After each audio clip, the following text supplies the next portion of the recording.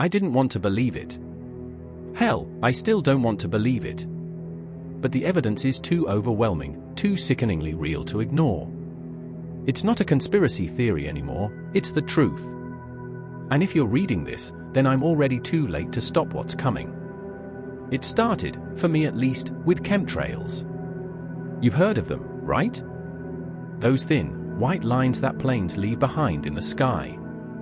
People have been saying for years that they aren't just water vapor, that the government, or someone, has been spraying chemicals into the atmosphere, for reasons no one can quite agree on. Population control, mind control, weather manipulation. I always thought it was bullshit.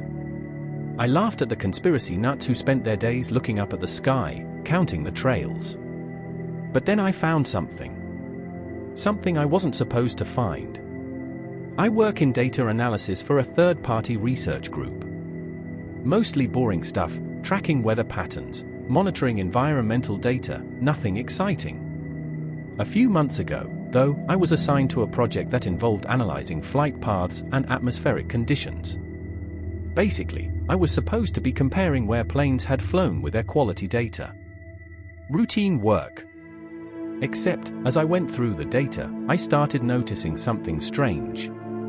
There were certain flights that didn't show up on any official schedules, that were consistently leaving behind trails in the sky. These weren't regular commercial flights. They didn't have standard flight numbers or even identifiable origins and destinations. And every time one of these flights passed over a specific area, air quality sensors in that region would pick up tiny fluctuations in particulate matter. It wasn't much, just barely enough to notice, but it was there. Consistent. I thought it was weird, but nothing too alarming at first.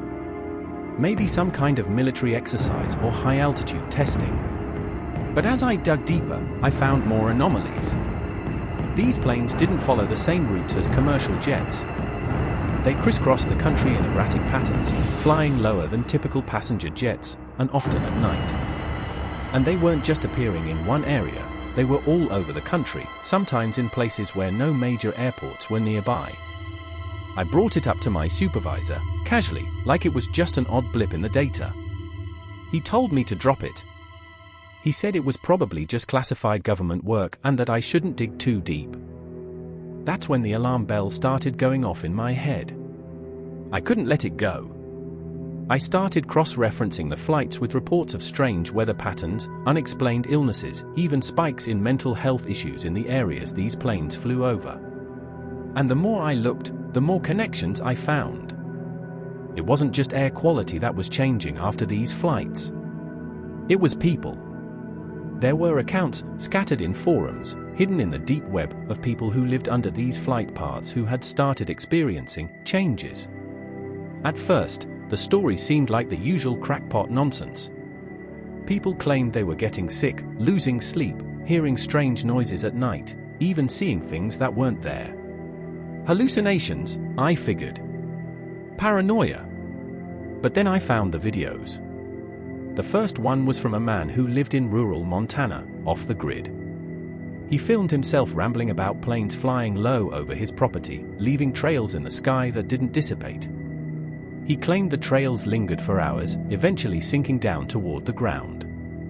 He said the air started to smell metallic, like copper, and that after breathing it in for a few days, he started hearing things.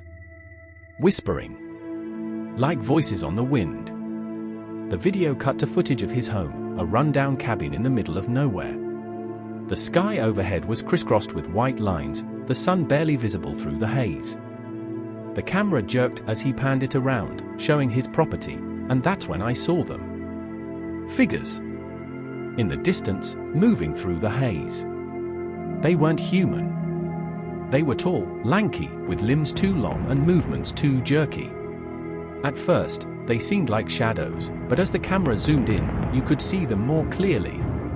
Their skin was pale, almost translucent, like they were made of mist. The man's voice on the video grew frantic as he pointed at them, shouting about how they only appeared after the planes flew over, how they watched him from the trees at night, whispering things in a language he couldn't understand. The video cut off abruptly, and that was it. No follow-up. No explanation. Just silence. I was unsettled, but I figured it was a hoax. Had to be.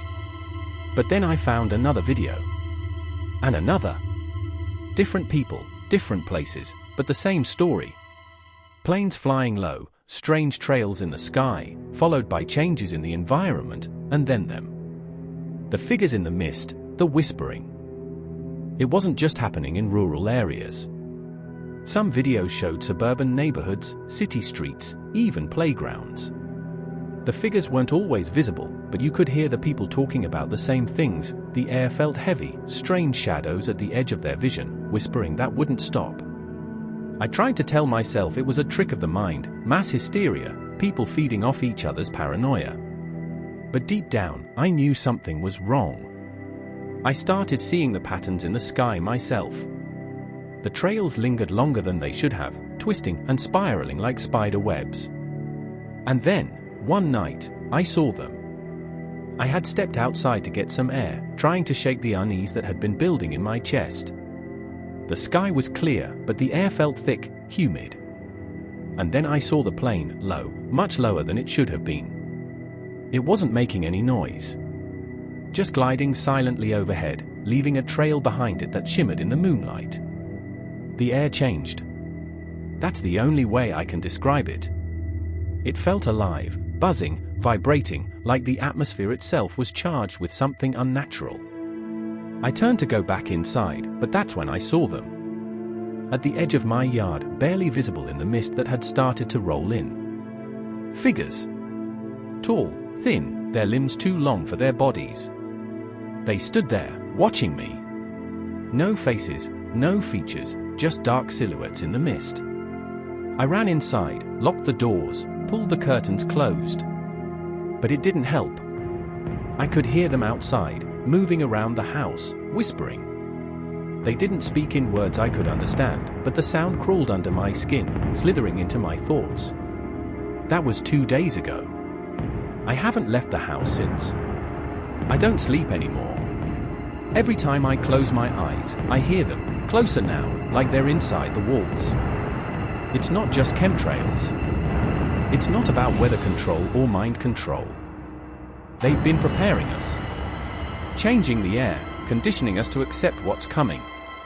The figures in the mist, they aren't hallucinations. They're real. And they're already here. The planes are flying lower now. More of them every day. The trails linger longer. And soon, when the air is thick enough, when we've breathed in enough of whatever they're spraying, they'll come for all of us. You can laugh. You can say I'm crazy. But you'll see. We'll all see. It's too late now.